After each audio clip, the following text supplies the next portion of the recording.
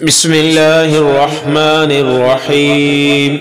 امام شافعی رحمت اللہ علیہ فرماتے ہیں 4 چیزیں بدن میں قوت پیدا کرتی ہیں: گوشت کھانا، خوشبو سونگھنا، کثرت سے غسل کرنا اور سوتی کپڑا پہننا۔ 4 چیزیں نظر کو تیز کرتی ہیں: خانہ کعبہ کے سامنے بیٹھنا، سوتے وقت سرما لگانا، سبزدار کو دیکھنا اور صاف جگہ بیٹھنا۔ 4 چیزیں عقل کو بڑھاتی ہیں: فضول کلام سے پرہیز، دانت صاف رکھنا، صالحین کی مجلس کرنا اور علماء کرام کے صحبت اختیار کرنا۔